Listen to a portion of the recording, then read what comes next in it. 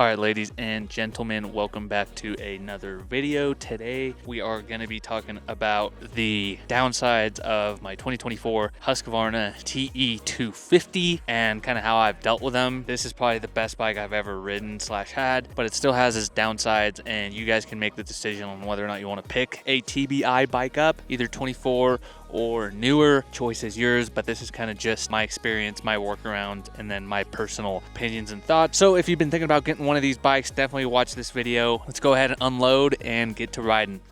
As you guys can see, not ideal conditions in terms of the fog, but in terms of the dirt, oh yeah, we're gonna have a good time.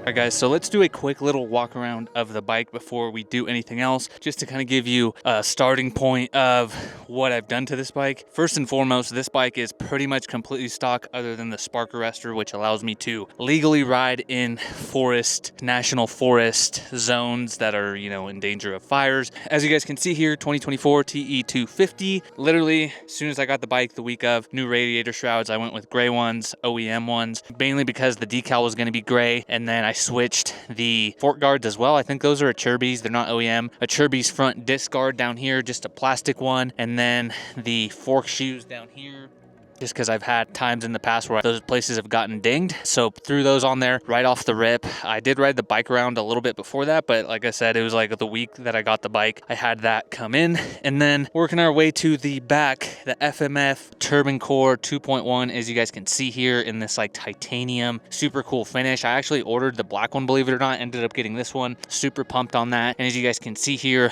US Forest Service approved. Main reason why I got that, otherwise I would have kept the stock one. And just because I've been doing some forest rides and stuff like that, I want to be legal. Moving our way over, everything else completely stock. I did add this linkage guard down here. Bike came with the skid plate, absolutely crucial, and then linkage guard, I just added it. I think it was like 30 bucks on like Rocky Mountain or something. It's the OEM skid plate too. Absolutely crucial and needed, so definitely get that. And then I got this aftermarket ding riding in the forest on just one of those big river looking rocks. So yeah, that's definitely aftermarket. And then obviously the shroud. And then these are new grips. The bike didn't come with these, just gray grips. But other than that, you're looking at a completely stinking stock bike. Oh yeah, and then the tire, because I tried to change my tire at like 16 hours because I got a flat. Believe it or not, I'm running tube still. Had no issues, but I got a flat, and then I tried to change the tire myself in cold weather and destroyed the beads on the tire. So other than that, let's make our way over to the computer and see how many hours, if we can even see on here.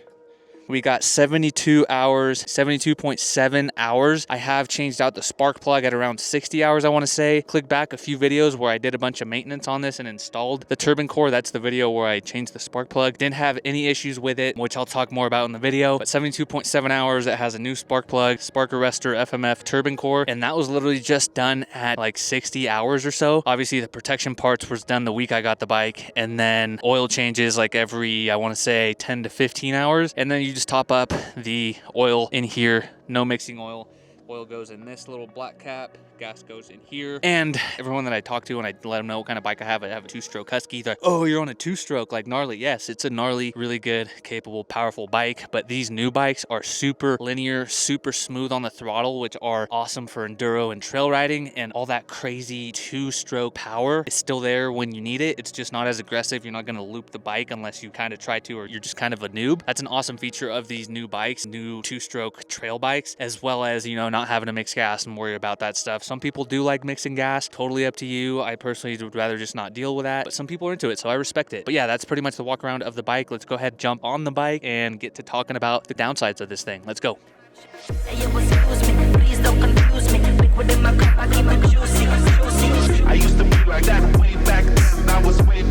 All right guys, so let's start the bike up. As you can see, I haven't started it up in a while, but the startup process is one of those things that was a huge issue on these bikes. If you started it up wrong, warmed it up wrong, it was gonna foul your plug. And I think because I'm at elevation about 4, almost 5,000 feet. It's gonna take a little bit. That second startup, and you guys can hear it, it's a lot better than the first one. But basically, if you didn't have the right idle speed and you didn't do the right warm-up process, you were gonna completely cook your plug, and people were fouling it within under like an hour. What I did for that, before I set my right idle speed, was I would hit this yellow cold start button there, punch it in, let it run for a minute max, and then I would disengage it by going like that forward on the throttle, and then you were good to go. I set my idle speed since then, since I replaced the plug, and so now I don't need to do that, as you guys can see there. But literally, not like a 4-stroke or other 2-strokes where you let it warm up and you give it gas and all these things. That's a big no-no on these bikes. All you want to do is let it idle for maybe a minute, 2 minutes, absolute max, and then what you want to do is you want to ride it around nice and slow. First, second, third gear, just kind of click through the gears.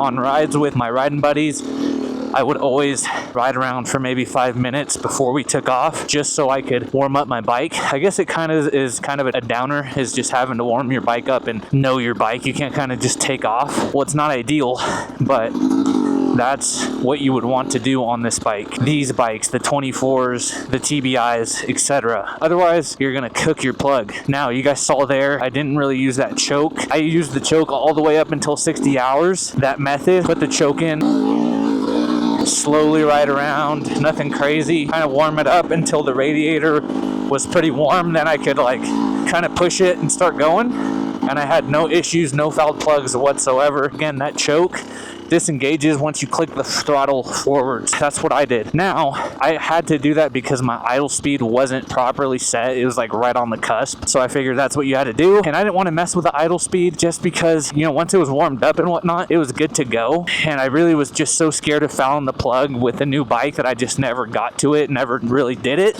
Once I got to all the maintenance, replacing the plug, and I kind of knew my bike at that 60-hour mark, which is, I know, is a lot. I messed with the idle, set it, and I was freaking nervous for like the first like hour. I even took it on a test ride the day before a big ride after I did all that maintenance.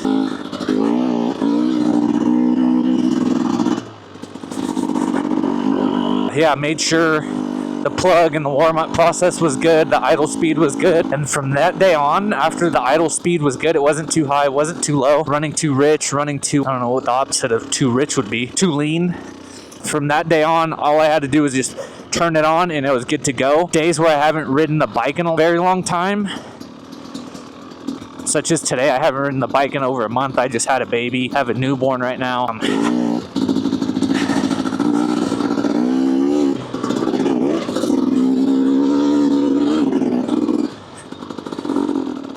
So I haven't started up the bike in a very long time. It takes maybe 2, but even that first one, it wasn't terrible. And then once you like, obviously like on a warm day, you've been riding your bike maybe like once a week, once every 2 weeks, it'll start and stay idling on that first try right then and there. So as we come to a stop here, we'll see it just idles perfect, guys. So just that, literally like have all your gear on already. Maybe the last thing you want to do is put your gloves on, let it idle for a minute, and do this method. That is the workaround for the fouled plug situation. Now, I know that completely sucks for a new bike, guys. It's another like worry that you don't want to have. And the workarounds, etc. If you're new to dirt bikes, that's probably like the last thing you want to worry about right now is fouling your plug and your ride getting cut short. It's really not that bad. Do some research. Shoot me a message on Instagram if you have concerns. Trust me, it's not that big a deal. You guys can work around it. So that's con number 1, is the startup process and fouling of plugs. The fouling of plugs was a huge thing on KTMs, Huskies, all these new TBI bikes, man. I would see them all over Facebook and so nervous about it. I was like, dude, I got a freaking new bike, a new generation. Like, you shouldn't be having to do all this. But I learned from other people's mistakes, and that's kind of what this video is for. Learn from, you know, things I've gone through and, you know, that sort of thing. So that's number 1, is the fouled plug situation on these bikes, man. Super crappy.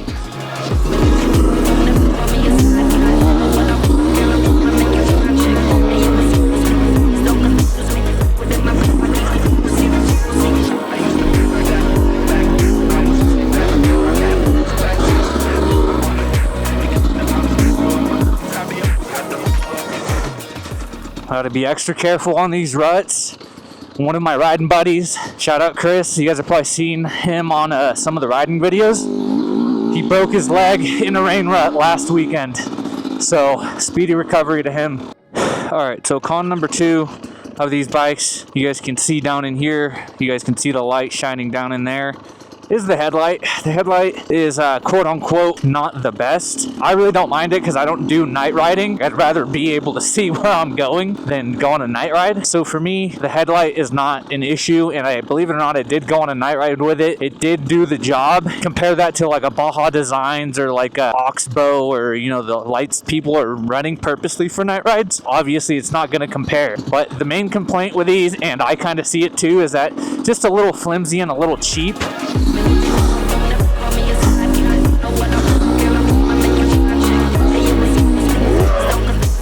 Adjusting it, as you guys can see, it's like pointed at my fender, so sometimes at night when it's getting dark, you kind of do need it sometimes.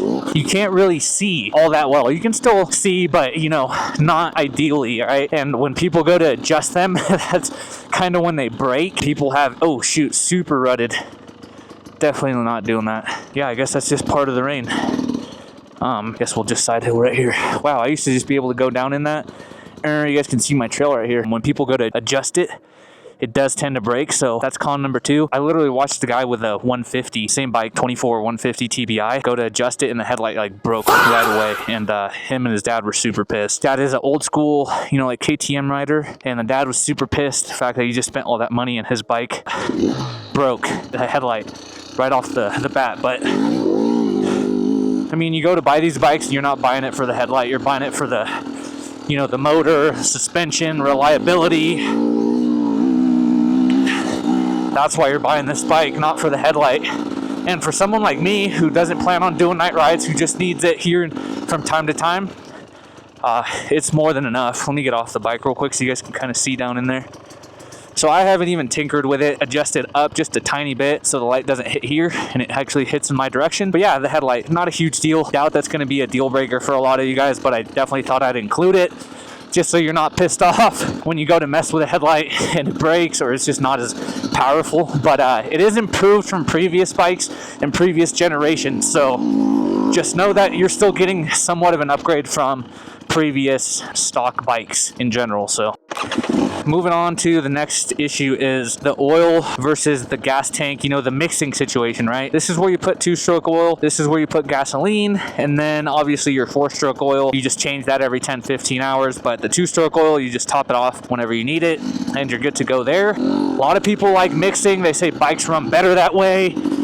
I don't really know enough to really see that difference, so I do not mind it. It's not a huge issue for me. That's just personal preference. A lot of people do conversion kits so they're able to mix. At that point, I would just say to get the I think it's the TX300, which you mix the gas and it's a little more aggressive. This is a trail bike, so you want it as easy as possible, right? And that's what the majority of people are gonna be doing, especially if you're watching this video. You're probably just a trail rider, casual, you just wanna get out and explore. Maybe you're an older gentleman that's been riding your whole life, or you want to get back into it. You don't want to be dealing with all the complications. You want a bike that you can just get out and ride. It's exactly what this bike is. I love the fact that I can literally just... That's a lot steeper than it looks, and it's full of rocks. But this dirt, man, it is... I'm telling you, look at this. This dirt is prime, man. So you just want a bike that you can just jump on and ride, right? And the fact that you don't have to like measure, you know, ratios to oil and gas and all that, especially out on the trail. If you run out of gas or something, you can literally just pull up to the gas station, or your buddy's carrying a fuel tank, a fuel canister, and you literally just, boom, fill up, you're good to go. That's another con. To each their own. It's all personal preference. I personally think for trail riding, like, it just comes down to how easy do you want to make things, and then you might be looking for a little extra performance, so you might want a mixed bike. So that's just a personal preference, kind of just see what makes most sense for you, your riding style. For me, it's this. Just put the 2-stroke oil in and I'm good to go. The less friction, the better. Exactly how I like it. Dang, that's almost like a little lip.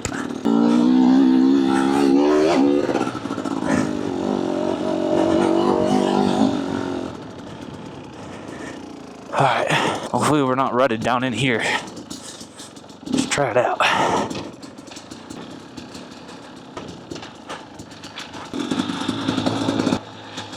I love this, man. Just being able to jump on a motorcycle and explore.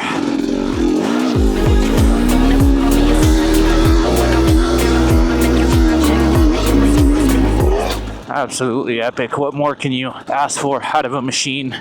Now, speaking of gas, fouled plugs and mixed in oil, gas, the thing that makes the bike go round and round. What gets you from point A to point B. What makes sure you get home at a decent hour. What makes sure that you make it home in general before your wife kills you. I will say this though, you can always tell her that at least you're not golfing. That's what makes my wife feel a little better. Back to the gas situation. No hate on golf either. I do like it. I just don't have access to a course or else I'd probably play. But I know some people are golf haters. Nothing against golf. I actually think it's kind of fun.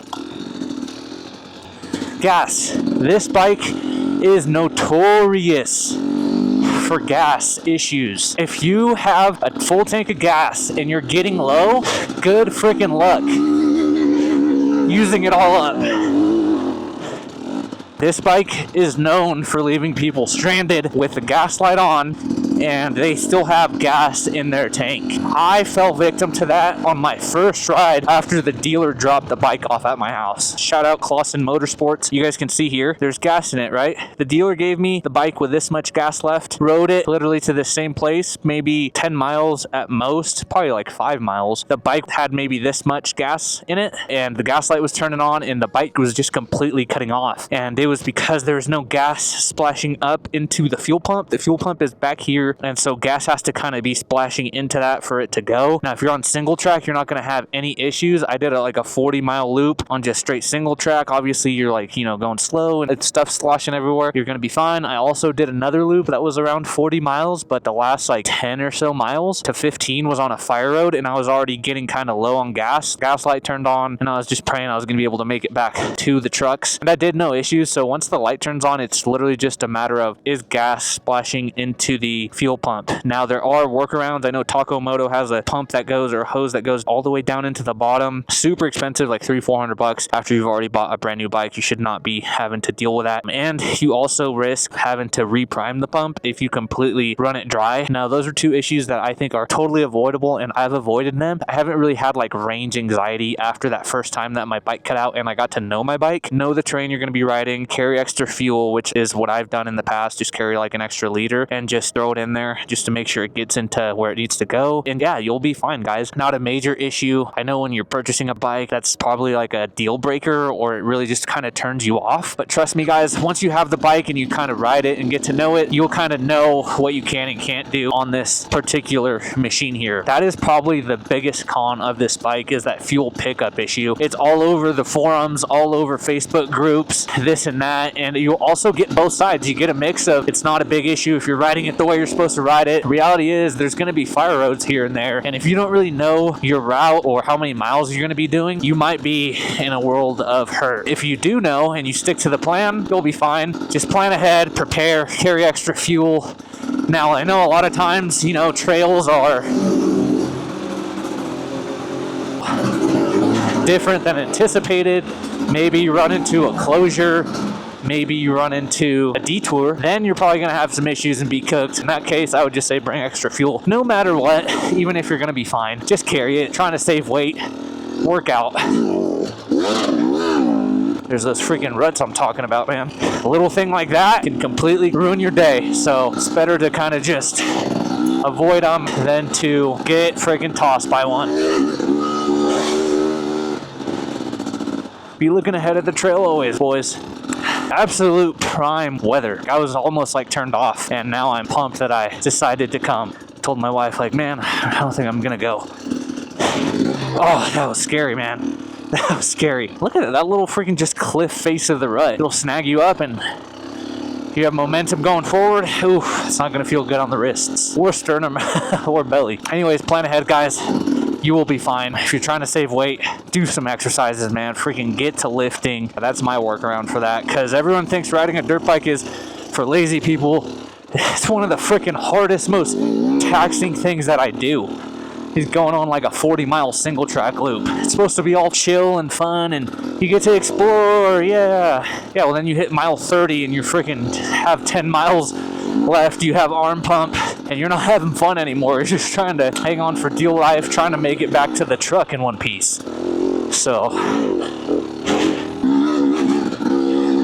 there's something to this two-stroke just chime, man. This little whine, even the idle, man. Two strokes are really special. Anyways, that's the biggest flaw. Message me on Instagram or comment below if you have issues or questions on the fuel issue in general. Other than that, I really don't think that you're gonna have any issues with this bike. Again, there's workarounds, and really it just comes down to knowing your bike, getting to know it, having that seat time, and I really think that all these issues are really not that big of a deal at all, especially if you have a riding crew, people have tow straps, extra gas, you're gonna be completely fine. Now, if this is your first trail bike, I personally came off of an MX bike. This has been nothing but a dream for the type of riding I do. As you guys can see here, muddy, just random trails, but I'm gonna save that for a new video. The bike is muddy, it's wet out here, and it's just prime, so I'm gonna go ahead and enjoy the rest of this ride. Comment what issues you've had, comment if these are deal breakers for you, but in my personal opinion, not that big of a deal. You just have to be aware of them, and I just want to make you guys aware of them and my experience with them. If you guys want more information, drop a comment, I'll make a video on it. And this is the first video of 2026. If you like this video, hit that like button, hit that subscribe button, guys. More videos to come, maybe some e-moto stuff, I don't know. Let me know if you guys want to see some e-bike type stuff. But yeah, first ride of 2026. Let's go, baby.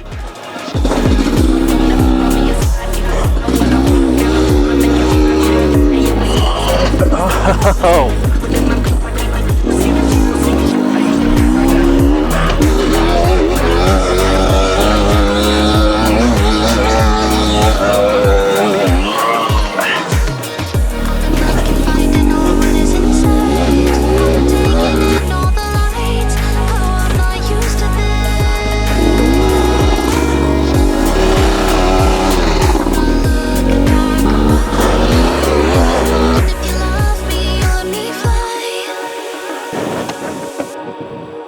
Good day, baby. That's a freaking good day.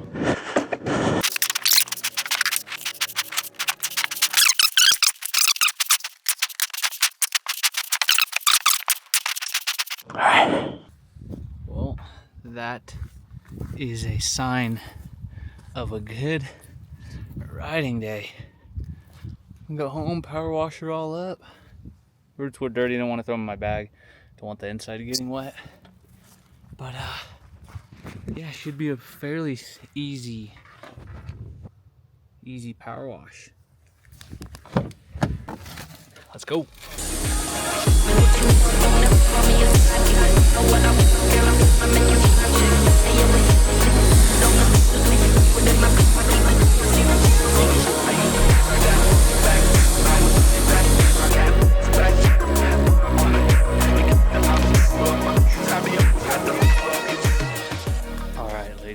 Gentlemen, we are back and she is clean. Chain got cleaned, degreased, and lubed up all the hinge points, all Motor X products around here. Man, there's no better feeling than after a good ride day, crack a cold beer, and you wash your bike and she looks clean after. So with all those cons, this bike is still such a beast and an awesome machine to ride. I personally still would recommend it, even with those minor flaws that it has. Next video, we're going to talk about all the reasons why I love the bike and whether or not I recommend it. So that's going to go ahead and do it for today's video. If you liked it, hit that like button, hit that subscribe button, guys. I will catch you guys in the next video. Let's go.